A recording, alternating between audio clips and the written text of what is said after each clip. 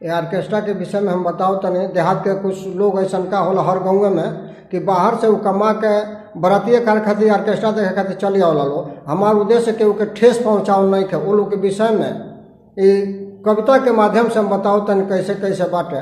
Orchestra के आशिक बाबू बारात के दीवाना, ऑर्केस्ट्रा के आशिक बाबू बारात के दीवाना, अपन मेहनत के कमाई लुटावे ले मनमाना।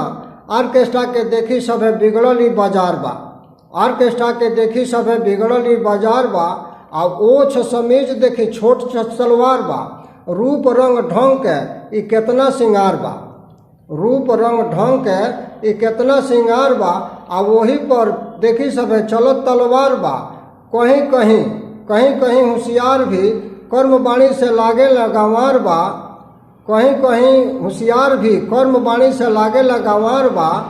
आ ओछ समीज देखी छोट सलवार बा, ऊपरे उ नाचे सब नीचे भीड़ अपार बा। ताज़ा नमरी थमावे लो बाई लो के हाथ में, अब बुझाता कि पहले से रहेला लो साथ में। नाश्ता पानी पहुँचावे ले स्टेज के ऊपर, नाश्ता पानी पहुँचावे ले स्टेज की ऊपर।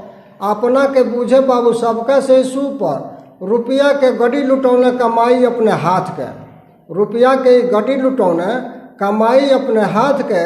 आ रोहन इनकर देख के छाती फाटत ताने बाप के, रात भर में सगरों लुटौने महीनों के कमाई, रात भर में सगरों लुटौने महीनों के कमाई।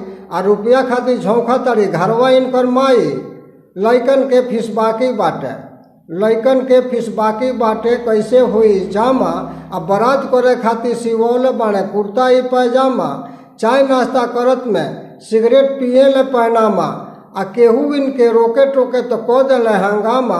आ बारात करे खातिर सिवौले बाणे कुर्ता ही पैजामा। झाड़ झूर के खूबे घूमे बड़का ही कहाल है, झाड़ झूर के खूबे घूमे बड़का ही कहाल है। आ खाली भइल जेब तो बाबू सुरती मांग के खा ले। बाजार करे के रुपया नहीं खे बाबू पिए दारू। आ घरवा इनकी सरफ साबुन खातिर झोंखेली मेहरारू। बाजार करे के रुपया नहीं खे बाबू पिए दारू, घरवा इनकी सरफ साबुन खातिर तरसेली मेहरारू। कष्ट से बाप बोले अनहरे पुत निर्बन से भाला, जकरा समस्या नहीं खे लौकत उ अनहरे बाटे। कष्ट से बाप बोले अनहरे पुत निर्बन से भाला। आ जबले घरवा रहिए बाबू तबले करियन हाला। कबो मांग के खर्चा करे कबो तुरे ताला। आ दारू के भूत चढ़े कपारे नाला में ढिमलाला। रोहन विचार बना के जे भी रही उहे आगे बढ़ी, सबके बात बा सार्वजनिक बात बटे। रोहन विचार बना के जे भी रही उहे आगे बढ़ी। आ सुख चैन से माई बाप रहे बेटा बेटी पढ़ी। कहेले अर्जुन ठाकुर बतिया ई सब बूझ के, कहेले अर्जुन ठाकुर बतिया ई सब बूझ के। घरवा जबले रहियन बाबू, घरवा जबले रहियन बाबू रखिए सबके भूज के।